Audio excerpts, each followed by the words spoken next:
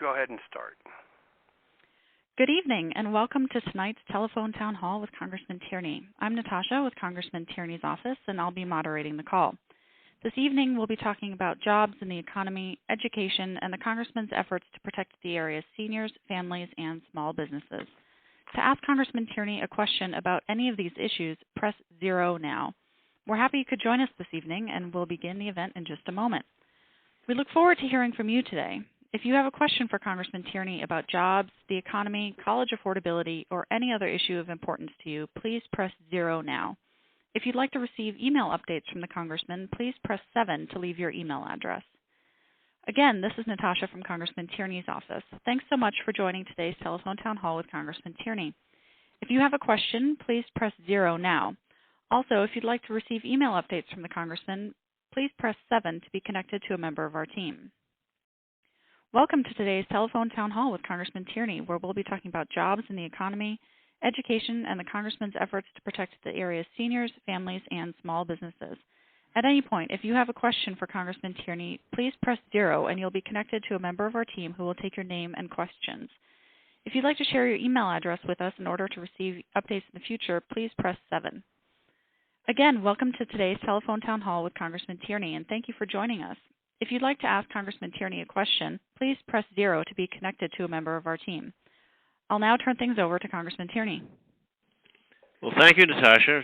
I hope everybody's having a good evening. I want to thank everybody for joining tonight's telephone town hall.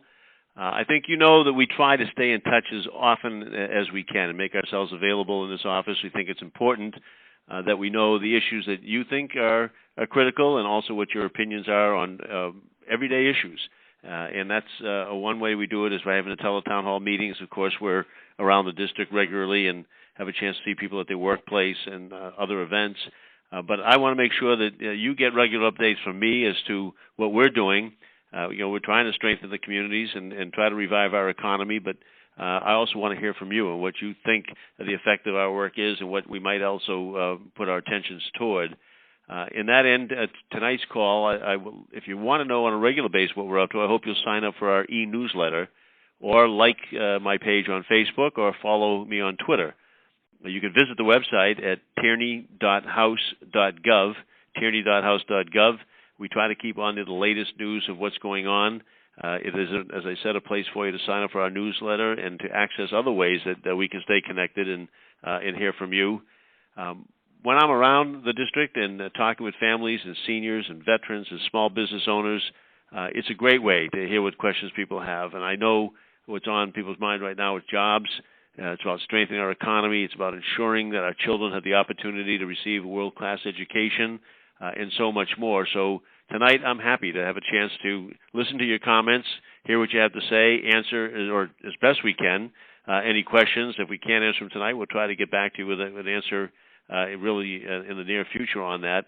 We'll talk about any topics that you want to, whether it's ways to strengthen our education system or create jobs, how we can continue the economic recovery that's underway in this country, 283,000 jobs last month, which is a far cry from what it was just 5 years ago when we were hemorrhaging jobs on that. In fact, in 2007, we were losing 800,000 jobs a month. So we've been moving around, and we have to make sure that we keep this recovery on the right path and keep moving forward. So if people have something that they want to ask or discuss, I hope you press 0 and connect with us. We want to talk about everything that's important to you, whether it's protecting Medicare, strengthening access to health care, making college more affordable, creating and maintaining jobs, supporting our local business community. All of those things are critical for us and for you, I'm sure. But once again, I want to thank you for taking time out to join tonight's call. If you want to ask a question, either now or later on at some point in the call, just please press 0 whenever you do. And again, this is your Congressman John Tierney. I hope you'll find tonight's town hall meeting informative and helpful. And now I'm going to turn things back over to Natasha. I think most of you probably know by now from the other calls we had. Natasha works in this office. She's from Gloucester. She's doing a great job moderating. And thanks for doing tonight's moderation as well, Natasha. Thanks, Congressman. Again, if you have a question you'd like to ask Congressman Tierney, please press 0 now. And to stay in touch with the Congressman after the call, please press 7. Congressman, we've got a question from Claudine in Lynn about home ownership and foreclosures. Great. Hello, Hello? Claudine. Good afternoon, Congressman. My name is Claudine. Good afternoon. I belong how can I to help one you? of. Let me tell you, I am 63, and I belong to Lean for Change. That's a group that we have in Lean. My Yes. question is, why I'm losing my house because I lost my job at Lean Community Health Center. After 7 years, for 2 years I was looking for a job. Finally, I was blessed. But I have a foreclosure in my hand. My main focus is on the foreclosure. Why it is so hard for people my age to find a good apartment in Lynn, in the North Shore, to live when I do the transition? Well, it's a tough question, Claudine, because I'm not sure where your range is. In Lynn, we have a pretty good housing stock there of affordable housing. I know that more of the downtown development is coming in. Some of the prices are going up. But there's a good range of housing and different values in Lynn. If you have an economic situation that's making it difficult to find a place to rent or whatever, the Lynn for Change is one great group that I know can be helpful to you, but also at the city, the Lynn Economic Development Office, or if you want to call this office here, we'll try to connect you with a good resource in Lynn to do that. And the number here is 978-531-1669. 978-531-1669, and talk to our folks here. They'll try to put you in touch with somebody in the mayor's office or over there in City Hall. They can try to locate an apartment for you, or some of the other groups, whether it's the North Shore Community Action Program or the Lynn Economic Opportunity Group, who work with people in a situation that sounds like it may be familiar or similar to yours, and try to get you someplace where you'll be comfortable and safe and warm, and we're happy to do that. Thanks, Congressman. Again, if you have a question you'd like to ask Congressman Tierney, please press 0 now. And if you'd like to stay in touch after the call, please press 7 to leave your email address. Congressman, we have Andrea from Burlington on the line with a question about job training and the economy. Great. Hi, Andrea. Hi, how you doing? Great. I don't know if you remember me. I bought you popcorn at the Burlington Medical Reserve Corps Flu Clinic annual meeting. Wow. Thank you for that. Popcorn's a weakness, it's good stuff. Well, popcorn, yeah, it was pretty salty, but, it wasn't bad. I've been out of work since, all the .com stuff happened and everything else. I was at the, kind of the middle of my career. I'm really at a loss for getting to full-time employment. These little contracts, 30 days, 90 days contracts, they're not really supporting my family. Mm-hmm. The 40 to 60-year-old women who are in the software and the financial services industry are really in a tough spot. There's so many companies that have gone out of business or relocated. Fidelity has moved to Rhode Island. There's a lot of companies in Boston that have downsized, and they're rehiring the new grads. I'm really tired of, cutting lawns and doing trophy wife activities. I need a career path for the next 10 years.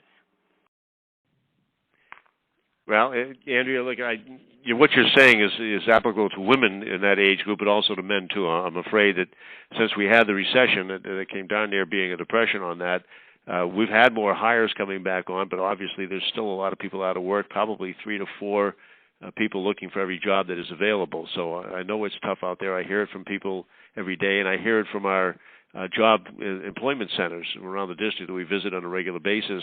But my recommendation would be for you to get in touch with one of our job employment centers at the Workforce Investment Board. And there's one down in the Burlington area. If you give our office a call, we'll connect you with those folks. And what they're trying to do is they're trying to know their employers, know the industries, and the ones that are looking to hire.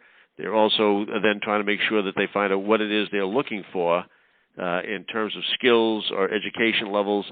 And if somebody like yourself has what they need, make the connection. But if they don't, work with the community college in the area down there, Middlesex Community College or one of the other institutions, or somebody else that's a vendor that can provide a certification or whatever you need and get you connected on that. And we're trying also to make sure that we have opportunities in some cases for apprenticeships or paid internships on this so people can get to know their employer and their employer get to know them, so it will be a longer, more satisfying relationship on that. If you call the office, 978-531-1669, we'll put you in touch with the folks out there, and then they'll want to work with you on getting your resume together and getting it out around to people that they know are looking for for people to work with them. And then hopefully that facilitates it a little bit more and gets you something more permanent, and hopefully it pays well and moves on. On a broader scale, I've drafted the Workforce Investment Act's reauthorization bill. It provides for a lot more opportunities for people to do that kind of work, to have the Workforce Investment Office to do the surveys, make connections, identify where the jobs are, have the industry work in conjunction with them and the educators to make sure that they have the right background for people, and then put that forward on that. So that we hope is going to be passed. The Senate passed a version. We're trying to get the final version together on that, and we'll try to do it on a large scale. But in the area we are talking about right now, down the Burlington area, we'll put you in touch with the people down there at the Job Center, and hopefully good things will happen from that. Thanks, Congressman. Again, if you have a question you'd like to ask Congressman Tierney, please press 0 now. And if you'd like to stay in touch with the Congressman after the call, please press 7 to leave your email address. Congressman, we've got Joan from Lynn on the line with a question about student loan debt. Great. Hi, Joan. Yes. Hi, Congressman Tierney. I am very curious as to what Congress is doing in regard to alleviating student debt for those youngsters who have gone to school, incurred heavy debt. And I ask this because as a grandparent, I co-signed because I firmly believe in education, and I felt that this was the way for her to better herself, and which she has. Unfortunately, now that she does have an excellent job, the student loans that she has incurred are phenomenal. And because she's not able to pay them some months, I, on my Social Security income, do help her out. And I want to know, where is Congress? There are countries that are less wealthy than the United States that educate their children for free. Right. And yet we, as a strong nation, where do we stand in this? Well, you still there, Joe? Yes, I am. Okay. Well, Joe, first of all, you're amazing. If you're living on Social Security and you're helping your granddaughter with school, you're one amazing grandmother. So I hope she appreciates that. She's working, and that's good. And there are a number of different things that we can do. In the last Higher Education Act, which we wrote, we put a provision in there that would allow people to pay back their loans if they don't like the terms of their loan and they have a direct loan from the school, from the government on that. They can pay back on an income-based repayment schedule. And if she goes to my website and she looks on the education page, there's information there. It also can connect her to the Department of Education site. So she would pay just 10% of whatever she earns, whatever it is that she earns, 10%. And then after a number of years, if she's religiously approaching that and doing that, the balance will be forgiven. And so that's one thing that we did to try and make it more palatable for students not to carry around that heavy debt. We also, in that period of time, reduced the interest rates on Stafford loans, the need-based loans, by half, brought it down to 3.8% from, it was up over 6.7, I think, at that time. And that was a way to try to be helpful with students on that. We increased the Pell Grant value on the same way. We did it all not by raising taxpayers' money, but by getting rid of the middle person in the lending process who were getting subsidies to give loans and then having their repayment to them guaranteed. That wasn't necessary. We saved $61 billion. We used some of it to pay down the debt and the rest of it to invest in the students, and the enhancement of the Pell Grants and reducing the interest rates on the Stafford need-based loans, on doing the income-based repayment plan. So that hopefully has had some effect. People can contact the department, consolidate their loans. Again, if they're direct loans, they'll be able to work that out. If they took private loans from schools or whatever, there's less of an opportunity to work with them because they weren't taken out directly on that basis. And some of those interest rates are higher, and your granddaughter's out of school. I filed a bill just a couple of weeks ago, and what that would do is allow students to refinance at a lower interest rate. We do this and pay for it by taking the suggestion of Warren Buffett. Warren Buffett was very clear that he thought it was crazy that somebody that makes as much money as he does would actually have a lesser tax rate than his own administrative assistant. So we closed that loophole. That would give us a pool of money to use to have people take their high-interest, unmanageable loan, refinance, just like you might refinance your car or your house if you had one and you got a better rate. Refinance at a better rate. We're told by the Congressional Research Service that could save people anywhere from $40 to $100 a month on their loans, thousands over the course of their loan. and has the added benefit of also, in the aggregate, the entirety, people that had just 5% or higher interest rate on that all refinanced. They put some $20 or $21 billion back into the economy and help everybody out. So that's what I'm doing, and Elizabeth Warren, incidentally, filed a version of my House bill in the Senate, and so we're both trying to get that passed, and we're pushing forward on that to try and get some relief. And we did a whole host of things that I'll probably get another question later tonight to talk about. We did a whole bunch of things in trying to keep the costs down as well for future students. Now, Natasha, I thought now, after that question, might be a good time to do our first question for folks on that. We'd like to try and ask a question to people or two during the course of the discussion tonight and get people's opinion on that. If you were just listening and you heard Joan talk about the crippling debt that her granddaughter and millions of students and parents across the country have, then I have a plan, as I mentioned, that would allow those people that had the unmanageable student loans to refinance their loans at a lower rate. My question is, do you think student loan borrowers ought to be allowed to refinance their federal student loans at a lower rate? If you agree, then press 1 for yes, and if you disagree, press 2 for no. Thanks, Congressman. Again, if you have a question you'd like to ask Congressman Tierney, please press 0 now. And if you'd like to stay in touch after the call, please press 7. Congressman, we've got Jeff from Reading on the line who has a question about high-tech jobs. Okay. Hey, Jeff. Hi, it's actually a two-part question, if that's okay.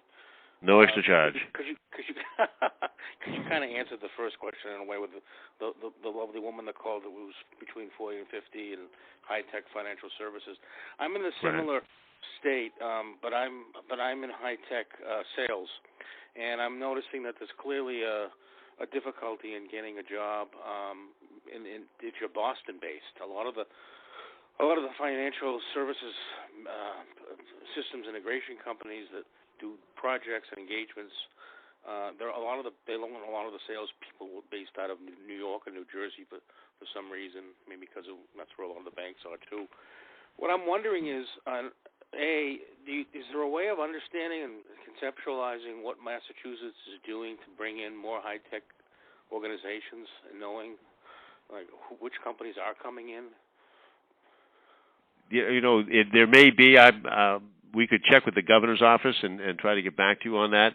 I know that there's been a lot of his economic development office, and Secretary Bielecki has been working out and reaching out to a lot of the technical companies in the Boston area, but they've also been out in our area, in Bill Ricker and Tewksbury and Burlington and a little bit up 128 from time to time, trying to work with some of the companies and bring them in. So if you want to either go press 7 and leave your personal information, or check back later with 978-531-1669 and leave your information with somebody, we will contact the state, talk to either Secretary Bielecki's office or the governor's office, and try to get if they have a specific program or plan that they're doing to try and entice people to come in and stay in and expand. I know he's done a lot on the energy field. I know he's done some on some of the nanotechnology and the life sciences. It will be interesting to see if he's working in that financial services area as well, and what he might be doing there. So I'll be happy to do that, Jeff. A lot of us are in the same boat. I was caught up in the unemployment situation with the extension that didn't get approved, and as a result, I had to tap into my own finances and 401k, unfortunately, and I've ranked up a lot of credit card debt.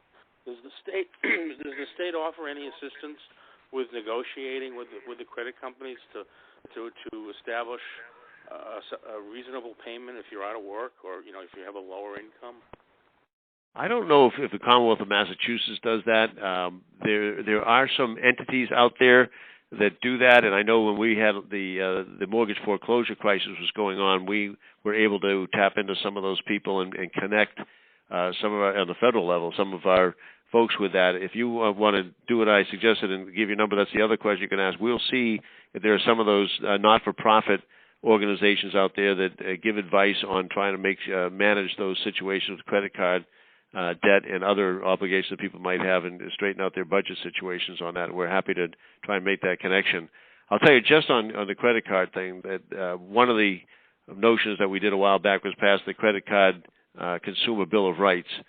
for all the tricks and traps, as my friend Elizabeth Warren likes to say, that cards were doing all the extra fees and other ways of assessing higher interest rates and fees and other costs on people. I filed the bill recently because I think we ought to be able to state by state determine what we think is a usurious interest rate. We ought to be able to limit in each state the interest that companies are allowed to charge to keep it reasonable. They are borrowing money and getting money at very low rates and then putting incredibly high interest rates on charge cards. And it's just, I think, unconscionable in a lot of these instances. And there used to be a case where a state would be able to set a cap on that. 1970s court decision decided that the federal government had to pass a law in order for that to happen, and so we've been trying in the recent years to get that done. But your debt would be a lot more manageable if we were able to do that, and we're going to keep fighting for that as well. But do call the office. We'll try to track down some of those not-for-profit groups that do that. And if there's somebody in the state, again, we'll check with the state people and see if they have any kind of a service on that. I don't believe we have any federal service that does that, but the state may well do it, Jeff. Thanks. Thanks, Congressman. Again, if you have a question you'd like to ask Congressman Tierney, please press 0 now. And if you'd like to stay in touch after the call, please press 7. Congressman, we've got Mr. Brown from Lynn who has a question about the cost of living increase for seniors. Okay. Hello, Mr. Brown. Well, how art thou? I am doing all right. How art thou? Oh, I'm doing fine. My don't laugh. My question was, we got a pamphlet not too long ago that said the change to CPI and U, and primarily what it indicates that every year there's a possibility of having your income reduced from Social Security. Now, I understand that the government did borrow from the Social Security Bank at one point in time, whether they paid it back or not, or if that's true, I don't know. But what I would like to see, and also for the veterans, I'm a veteran senior citizen, so it seems no matter where you go, especially if you work for a company, the CEOs get paid higher, but our taxes go up. And I don't say that's the best in the world, but they may earn it. So I'm wondering if you have any take on that. I do. Okay, fine. Thank you very much. Right. So thanks for your call. Let me. There are a couple of things in there. One, which I'd probably talk on the rest of the evening, so I'll try to be brief on that. But the first one was the chained CPI concept, the idea of adjusting the consumer price index in a way that some people think it's an adjustment that ought to be made, but the effect of it, if it were done, would be to really decrease payments out to a lot of seniors, particularly those that need it most, over a longer period of time. And we basically, I think, have sort of won that argument, at least for now. There were a lot of us that objected to that and thought both the administration and some people in Congress who thought that this was a good way to start to narrow down some of the budget issues that we had, but we were insistent that that not be done on the backs of seniors, particularly when that chain CPI concept was going to really hurt seniors that need it most. So that, I think, we've set aside. We'll keep our eye on that and make sure it doesn't happen. In fact, I've co-sponsored a bill that would change the whole consumer price index to include in that so-called basket. When they figure out the cost of living index, they figure out depending on what it is that people buy over a course of time. But seniors buy different things than a lot of other people at different ages, particularly healthcare, medicine, things of that nature are more expensive. So we want to change that so the CPI would be adjusted to reflect what seniors spend their money on. We think that would improve the prospects of seniors getting more money on an annual adjustment on that and help them out with their Social Security. So my take on that is that we need to protect and preserve Social Security and strengthen it where we can. And you're right, I think there's a great, not just a perception, but a reality that CEOs have sort of tied their fate onto their shareholders now, and the short-term thinking is that if their shareholders do well, then they'll get bonuses, so they've tied it on that. Oftentimes they've disregarded their customers, the people that supply them, their employees, and that's part of why we have the income inequality situation that we have. We're going to have to try to find ways to tie people's wages onto productivity. So when companies do really well, the people that are making sure that the company does well, the people that are working in that business, not just the CEOs and executives, get to share in that productivity increase. So we'll be working on that. And just on the student loan refinancing question, we had asked whether people think a student loan borrower should be allowed to refinance the federal student loans at a lower rate. 92% of the people said yes, 8% of the people said no. So, Natasha, we have that answer on that one. Great. Thanks, Congressman. Again, if you have a question you'd like to ask Congressman Tierney, please press 0 now. And if you'd like to stay in touch after the call, please press 7 to leave your email address. Congressman, we have Marcia from Wakefield on the line who has a question about mental health and gun safety. Great. Hello, Congressman. How are you? Hello, Marcia. How are you? Good, thanks. I had a question about, I didn't know, I'd like to know what your thoughts are and what kind of impact you can have on mental health, the state of it in the nation as well as locally, the access to health care, and also the link to gun control. They're two separate issues, but they're also together. Mm-hmm. And what your thoughts are, what your impact could be. Okay. Well, we had a good. Oh, sorry. We need more funding and more accessible locations for the mentally ill to receive counseling and services. Right. Well, Marcia, within the very recent past, in the last couple of years, we had a good success with parity in insurance companies. The insurance companies had to, pay out and cover mental health to the same extent they covered physical health issues on that, and that, I think, had a huge impact on people being able to access treatment and get it paid for by their insurance companies.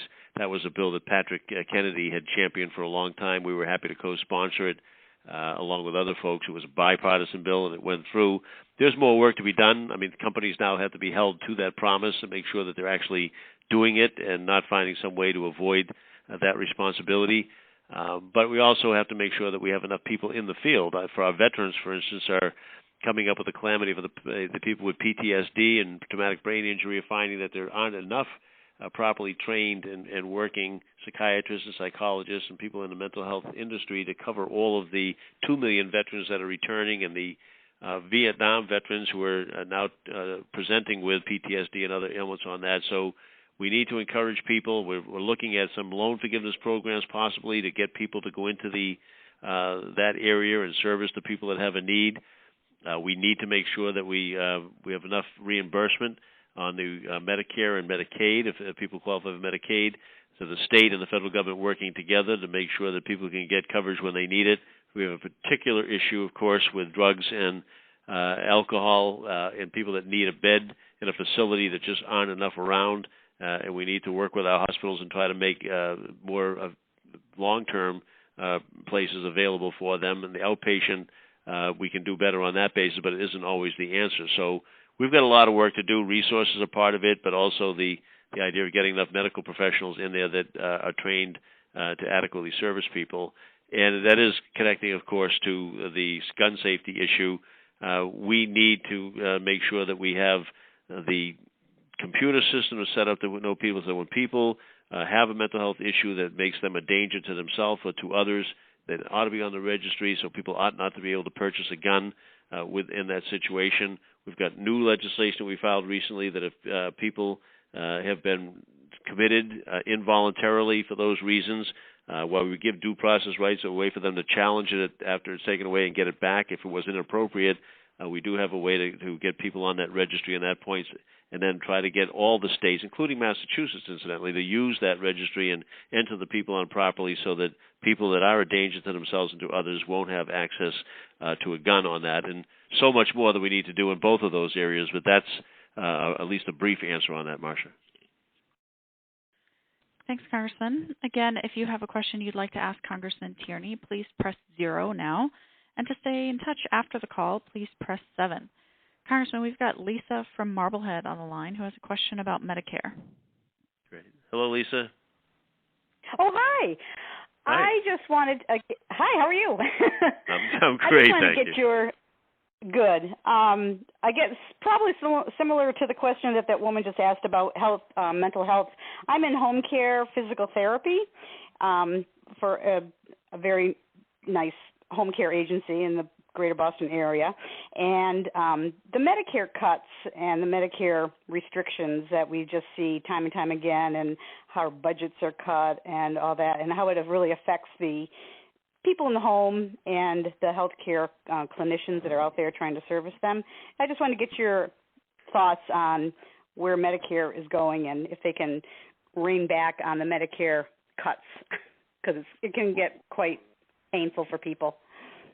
Right. Well, what we're doing, we're trying to work with CMS, the Medicare, Medicaid outfit on that to help them get to the point on their regulations where they're giving fair reimbursements. They've got all sorts of studies that they use. They have an ongoing advisory committee of people that take a look at the cost of services by region. They try to make sure it's geographically set, and then they try to set what their reimbursements will be. They get some of these studies that will tell them that some professionals and some specialties are getting overpaid, and that's when they start to change the formulas and start to give lesser reimbursements. And then, of course, we'll hear from people in the industry that they're not overpaid at all, that now they feel that they're being cut back and they're going to provide less services. Maybe fewer people are going to make their services available. So finding that balance of making sure that Medicare is getting the most for their limited dollars, and people then get as many services, and making sure that the providers are reimbursed properly so that they will get into the system and provide those services is a constant struggle and reevaluation. And we spend a lot of time in our office answering calls from prospective patients, but also from the providers, and then trying to work with Medicare in forcing the issue of evaluation and making sure that's done fairly. And I think that's probably going to always be the way when you have an agency whose job it is to be a good steward of the public taxpayers' money, and also to make sure the system works properly. There's going to be that constant tension going on and a reevaluation, and they're going to have to rely on these advisors and then the good data from the field to see exactly what the situation is. But it's not unusual for us to make a determination, look at the studies, and find out that we think it's being under reimbursed on that basis, and try to weigh in, get a new rulemaking or a new assessment made on how they're going to do that. And sometimes we agree with them that some particular specialty may be getting paid way too much at the expense of others who really do need the money. So the only thing I can tell you about that is that if people are in a particular specialty and they think that they're getting shortchanged, they can certainly weigh in with us, and we'll try to get that evaluated and looked at again. But I do appreciate the struggle that it is to get the right mix and the right balance on that. Thanks, Congressman. Again, if you have a question you'd like to ask Congressman Tierney, please press 0 now. And to stay in touch with the Congressman after the call, please press 7. Congressman, you've got Ann from Billerica on the line who has a question about trade. Great. Hello, Ann. Hi. I have to ask you about or advocate for reforming the NAFTA trade agreement and to not vote for TPP. My husband has been directly affected by NAFTA, and it's in a Wilmington, Massachusetts plant. Their plant was Lidl that was bought by Philips of the Netherlands 6 years ago. My husband's one plant, and there were over 12 plants in the United States and 4 in Canada. My husband's one plant alone produced $60 million a year in light fixtures for businesses, hospitals, and what have you. So they were viable in the United States. After Philips took over, they systematically closed plants all over the United States.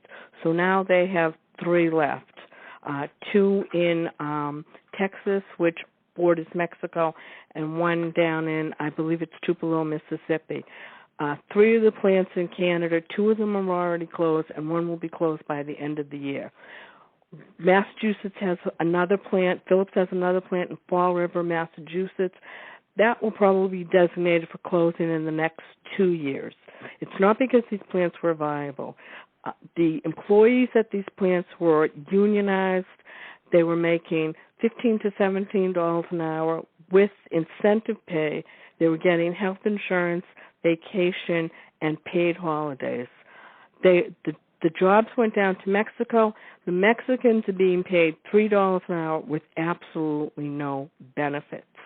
Now, I pointed out on the phone questionnaire when I was put on that I used Hillary Clinton as an example, and I'm a supporter of Hillary Clinton. But back when she was senator, she said, we'll look at NAFTA and see if we need to reform it. We need to reform it. And as far as TPP is concerned, I think you need to vote against it. And the reason why I say this is because Vietnam pays 28 cents an hour to their workers. They have poor working conditions. The environmental effect is poor, which you know that because you've heard that. And I don't want to cut you off, but I do get the question, and I just want to answer you as briefly as I can on that. First of all, I do have a bill that we co-sponsor on reevaluating and changing NAFTA to take into account a lot of what you've said, and believe that we ought to do it. Mike Michaud is one of the principal people on that bill out of Maine, and he's a strong advocate of that as well, but it has quite a few co-sponsors, and we're trying to move that. I will not be voting for TPP because, first of all, we won't be voting to give the authority to the administration to just negotiate agreement without including the Congress in the conversation and then bringing a bill, a so-called fast track. Won't agree to them just bringing a bill up that doesn't allow for amendment so that we can deal with any of the labor or environment or monetary policy manipulation or other issues that they now put in what used to be just trade agreements, but now are in a broader agreement on that. Congress has a role to play in that. Congress is supposed to be the one that does the work on these trade agreements, and we'll need to be included in that before I'll support anything. It'll have to be one that deals with all the issues that you present. So thank you, Ann. We have another question, I guess, on unemployment insurance that we'd like to ask on that, and somebody mentioned it a little earlier in one of the questions. It's been nearly 100 days since emergency unemployment insurance expired for long-term unemployed workers across the country. So since then, 2.8 million Americans have had their benefits cut off. We have now, I believe, probably 3 or 4 people looking at every single job out there. People are starting to pay through, and I know that I think it was Jeff that may have mentioned he's paying through some of his benefits already, his savings, his retirement on that. So earlier this year, I filed a bill that would extend those payments that I think are vital. The question is, do you think Congress should vote to restore unemployment insurance for long-term unemployed workers in this situation when they're trying to find work? So if you do think that Congress should restore the unemployment insurance for long-term unemployed workers who are trying to find work, please press 1 for yes and press 2 for no. So, Natasha, we'll see what the results are on that. Thanks, Congressman. If you've got a question you'd like to ask Congressman Tierney, please press 0. To stay in touch with the Congressman after the call, please press 7. Congressman, we've got Judy on the line from Tewksbury who has a question about the Medicare donut hole. Great. And Judy, before you start, I know that a lot of callers have been asking. When Ann and I were talking, I think we probably were doing a disservice of just using anachronisms and initials for different things. But there's a trade policies going on. There are actually 2 out there. We refer to the TPP, but there's one trade agreement the United States is negotiating with Pacific Rim countries, and one with the European Union countries on that. NAFTA was a national free trade agreement for North America, the North America Free Trade Agreement that dealt with Canada and Mexico. And in those, they did a lot of provisions on loosening up the taxes and the customs that would go back and forth between countries, but also, as was mentioned, they dealt with a lot of other issues that weren't traditionally in so-called trade agreements, that being monetary policy, it being other patents and licenses and things of that nature, and didn't put in a lot of things about labor, environment, or whatever. So I'm sorry if we were just using initials when we should have really been talking about full names. So, Judy, I'm sorry. Thanks for your patience. Oh, that's okay. Congressman, I'm a senior citizen, and last month I went into the donut hole, and I was wondering if this is ever going to go away, and if so, when? And is there anything out there that can help us seniors? Most of my prescriptions are a brand name, and so it's very expensive when I have to renew, and I have 6 months left. Well, Judy, let me tell you 2 things on that. One is, yes, the Affordable Care Act, which some people call Obamacare or whatever, specifically is closing that donut hole. It's one of the reasons we did that bill. Since 2003, prescription drugs were put into Medicare. It was the right thing to do to put prescription drugs in. It was the wrong thing for people not to pay for it at the time, not to negotiate with prescription drug companies for bigger rebates or for lower prices or both. So one of the things we did in the Affordable Care Act is we are closing the donut hole. It's already been closed by 50%. It's going to be a little bit more each year, and in a couple of years it's going to be eliminated entirely, unless the Republicans should be successful in their efforts to repeal the Affordable Care Act. I don't think they will be, and I think the public is, now that they're getting used to having the Affordable Care Act in place and seeing the benefits, as seniors are seeing the benefits with the closing of the donut hole and the extension of Medicare for 10 years, the free preventative examinations for whether it's cancer screenings or diabetic screenings, the free annual wellness exam, all of those things, I think, are coming to roost. People are saying, like, wait a minute, this is a good thing for Medicare, and it's a good thing for people in general who have other benefits that I could go into if somebody wanted to talk about those. But the donut hole is being closed. It's halfway closed already, a little bit more than that, and in a couple of years will be totally eliminated on it. And yes, the prescription drugs that you have that are brand, if you talk to your doctor and he believes that there are generics out there that will do the same job for you as your brand, he can prescribe those and move you into the less expensive one. And you should probably have that conversation with your doctor and work on that. There are some instances, they're not as common as you might think, but there are some instances where your doctor may think, or she may think, that this is the only one that really is good for you because of a certain situation that exists in your system or whatever. But there should be ample help with that. And if you are having difficulty with it, just call the office, and Roz in our office will work you and try to connect you with people that might be able to help in that regard. Thank you, Judy. Thanks, Congressman. Again, if you have a question you'd like to ask Congressman Tierney, please press 0 now. And to stay in touch after the call, please press 7. Congressman, we've got Lisa from Billerica on the line who has a question about outsourcing. Hello, Lisa. Hi, Congressman.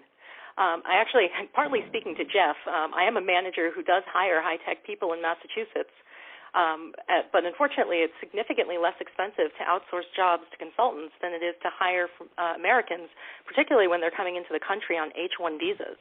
So I'm at a competitive disadvantage if I hire Americans. But despite that, when I do try to hire Americans, I struggle to find people who are actually educated in America and are qualified for my high-tech positions.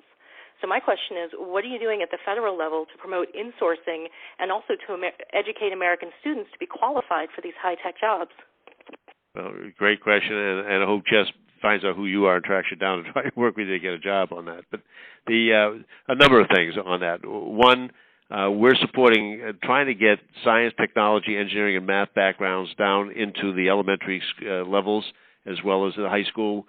We passed the COMPETES Act in the late 2000s. In 2006, I was with a group of members of Congress and went around this country and interviewed people in the industries, in technology, innovative industries on that, and learned that they had the need that you're talking about and specific ways to fill it.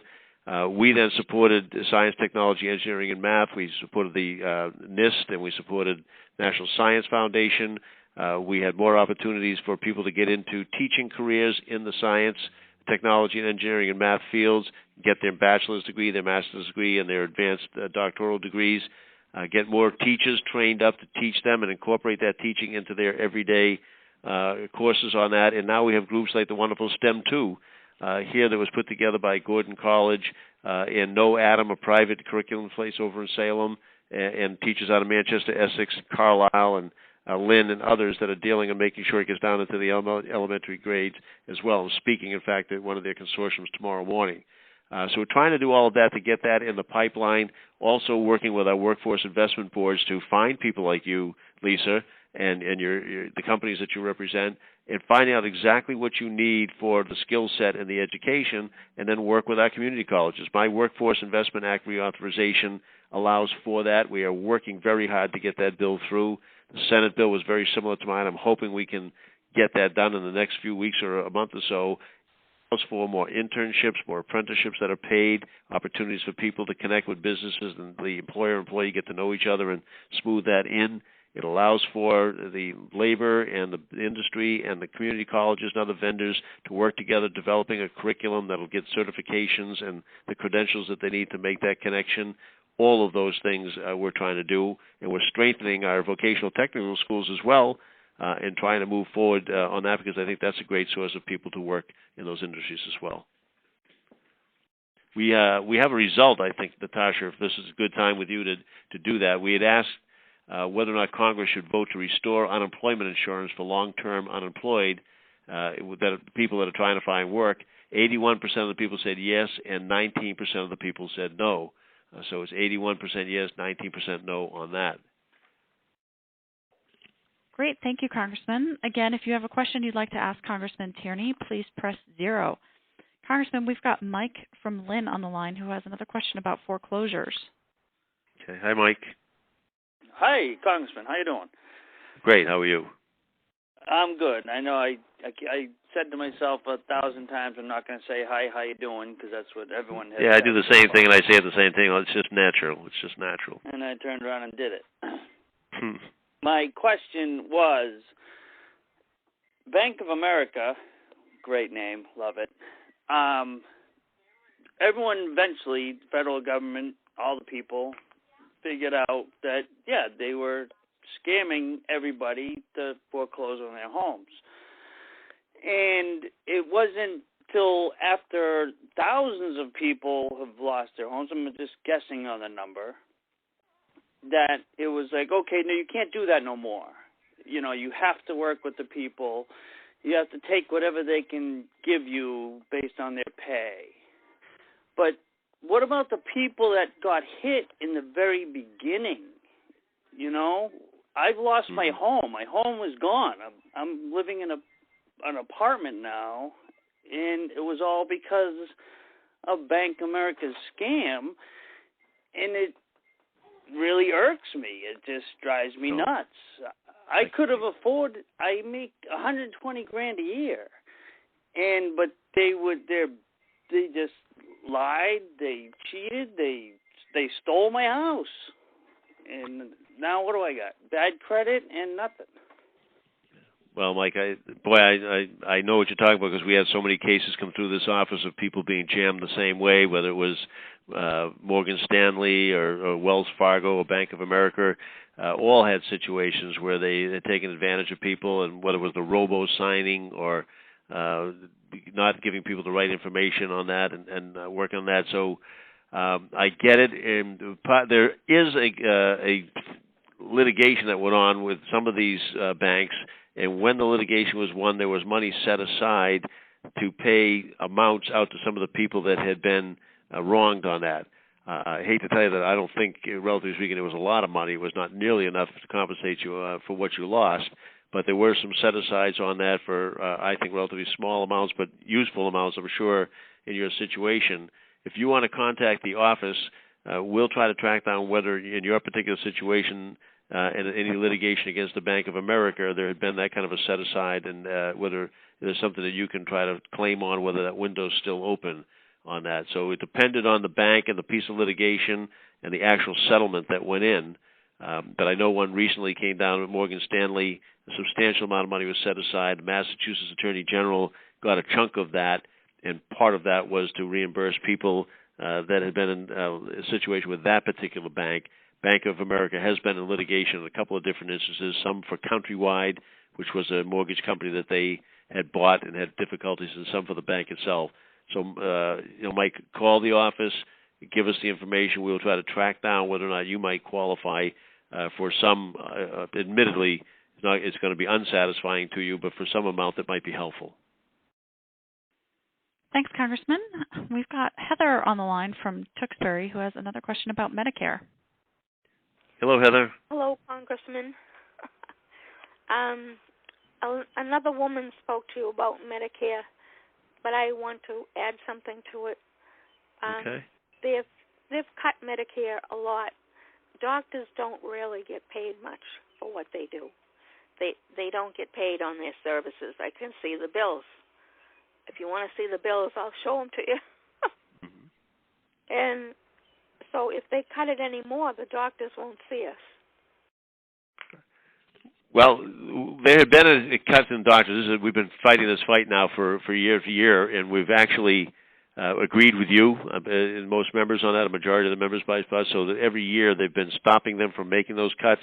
They come in every year, and they say they're going to go into place, and we've been putting it off, trying to get Medicare to do a reassessment so that they can get to the proper level of reimbursement so we don't have doctors running out of the door and not serving people on that. We've done that again this year, extended it out so that the cuts, didn't take effect and hit those doctors. They would be pretty substantial. I mean, the cuts at this stage of the game would be almost 25%.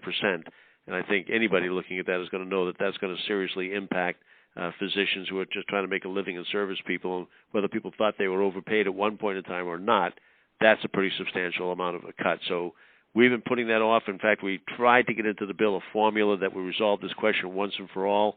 We got close, didn't quite get there, so we have another temporary fix on that, so to speak, to get us through the next fiscal year. But we are close to getting a resolution that will just resolve it once and for all so that we don't have this annual drama of whether or not the cuts are going to be so substantial that docs will just head for the door. So you're right to note that they've been getting threatened with these cuts right along. Congress has, in this instance, both parties actually, working to try and make sure that we don't let something devastating happen, because we know people have to be able to get their physicians to be able to serve them on that. And we're staying on that, and hopefully you just know that we're going to try and resolve that long term in the near future here. Thanks, Congressman. We've got Kathleen on the line from Billerica, who has a question about net neutrality. Kathleen. John Turney. It's like one of these things. How are you, Kathleen? Kathleen? Hello? Kathleen? Sorry, Congressman. Looks like she's I not could hear there. Kathleen or somebody in the background, but I'm not sure she was talking to us. We're going to go to Sally from Burlington. Okay. Hello, Sally. Hello, Congressman. I am another one of your callers who's had to deal with some financial issues due to the economy. I'm a small business owner, and I want to thank you for any role you've had in giving direction to the SBA to help them with any programs and loan guarantees. That is our bill. And recently I had a problem, and I almost did not get a loan with SBA guarantee because of an offer in compromise. It's been taking so long to get any feedback on my offer in compromise. It went in the beginning of August last year and has been transferred to 2 offices, and there still isn't any word. And, of course, that puts me in limbo, and SBA wants to know that I have a definite payment arrangement in place. So it was very near thing. So they sort of go hand in hand, and I thought it might be worth it to bring your attention to that, and then also just ask you the question whether you have any inside information on whether the IRS is going to be inclined to approve offer in compromise or not. All right. Well, I don't know. In any particular instance, the IRS doesn't share with us, what they're actually going to do for action on that. But we can try to get them to expedite a case. I mean, it's appropriate for us to contact the IRS and ask them why they're not moving on your case and when is it you think that they can give you an answer on that. And we're happy to do that. If you give us that, you'll have to sign a waiver allowing us to communicate with them on your behalf, and we're happy to find out what's slowing us down and why they don't move along a little faster on that. Bob Nelson at the regional office here on the SBA, I hope you've been dealing with somebody at his office. They're generally pretty responsive on that end. We are, I'm the proud author and sponsor of the bill that says to the SBA that you can give the money out to have the banks guaranteed up to 90%. So any banks have been sort of hesitant to give a loan because they didn't want to take the risk because the economy wasn't quite where they thought it ought to be, and maybe some of the lenders were more questionable than they wanted to be now with the financial situation.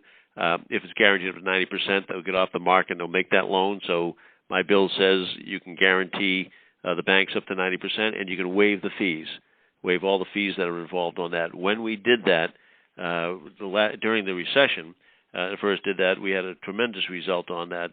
Thousands of more banks got back into the system and participated. We gave out $45 billion of loans to small businesses, a substantial number of them here in the 6th District. It was out at a rate at about $2 billion a week nationwide on that basis, and it really was substantial on that. So I've refiled a bill on that to do that for another year because I think we're not out of it completely yet. Businesses, small business in particular, still tell me that they're having some cash flow and credit issues. but they think they're at a point in time where things can take off. They want to hire some more people on. They want to get some more inventory. They want to fix up the place a bit. And so on both of those, yes, we're trying to reinstate that SBA program that I think was very successful before, and that's in the works. And also, if you have trouble and you want to call the office, we can find out what the delay is in that offer of compromise to the IRS.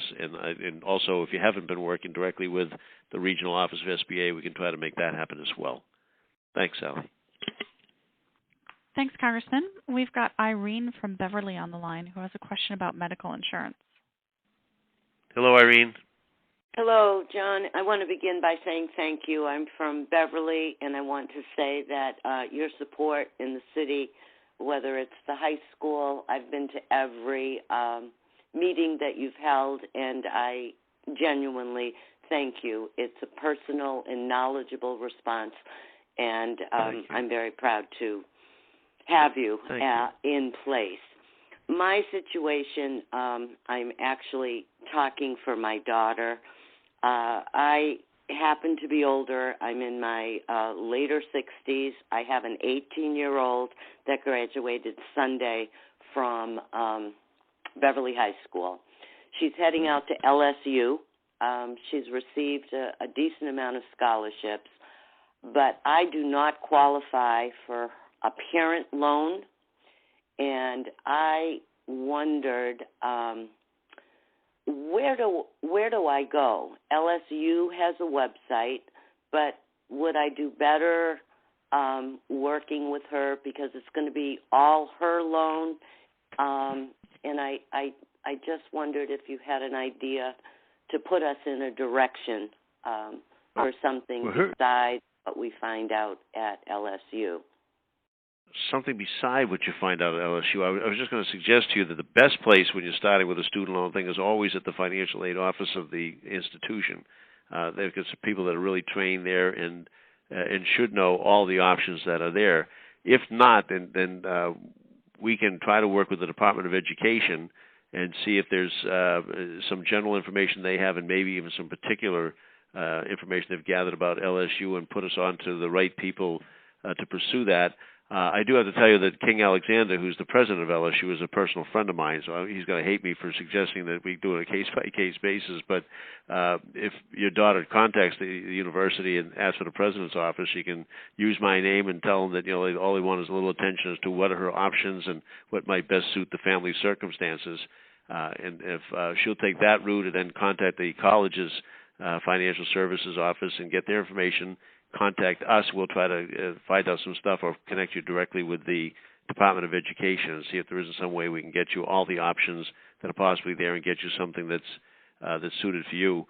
In most institutions, and I don't know if it's true on LSU, but most institutions, you do have a right to sort of take your whatever letter they gave you of a commitment on that and challenge it a little bit in a friendly but firm way. Have them review your situation again and see if you can't get a better deal the second time around.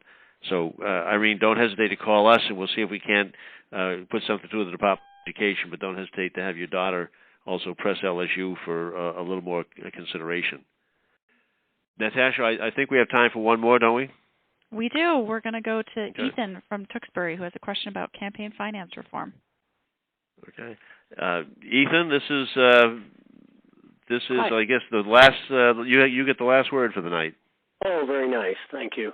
Tom Udall in the Senate filed a constitutional amendment to do something about Citizens United and McCutcheon decisions and to permit regulating some of the money in election campaigns. And the Senate Democrats are planning to schedule a vote there. I'm wondering, is there anything possible to happen in the House, on the House side, for such an amendment? We have similar amendments. We have 5 similar amendments in the House, and I think I co-sponsored 3 or 4 of them, the ones I thought were the better ones that stood the best prospect of going forward on that. And what we're basically, just so the rest of the folks, what we're talking about is since the Citizens United decision has come down and some of the McCutcheons and other decisions on the court, we think it's important to authorize Congress so that they can regulate how much money is raised and how much money is spent on federal political campaigns. and that includes the so-called independent expenditures, those third parties that get to raise now seems like endless amounts of money and sometimes not even disclose exactly who's participating. It would also allow states to regulate the spending at their level on the same basis, and it doesn't really specify specific policy regulations. It allows Congress to pass campaign finance reform legislation and then withstand the constitutional challenges. So this is a go-ahead, Congress. You can do it, and now we're going to change that Constitution by amending it to give Congress that authority. I think the court decisions were incorrect. I don't think they were founded in the law or right, but challenging them is obviously not going anywhere. There was a Supreme Court, so we've got to amend the Constitution. We have bills like Senator Tom Udall's bill and Mark Udall's bill in the House, and we're going to proceed with them. It's going to be a long slog, so obviously it's going to be difficult, particularly as long as the Republicans are in the majority of the House. They have no interest in doing that, but we're going to be persistent, and we're going to keep working at it because I think it's important for the democracy, important for the functioning of our government, important for giving people enthused and confident in their government to make sure that we get this matter resolved. So I appreciate, Ethan, the call. I appreciate all of the calls that we got tonight and all the folks that called in, and welcome people that may not have got their particular question in the queue answered. Feel free to contact us. You know that you can reach us on by Facebook, or you can Twitter, or you can get us at tierney.house.gov. Our number here is 978-531-1669 if you want to call us. Anyway at all, we'd love to hear from you. We want to know what's on your mind, and we want to try to be as helpful and useful as we can. Natasha, thank you for another great job. I appreciate your help tonight and look forward to talking to everybody soon. Thanks, Congressman.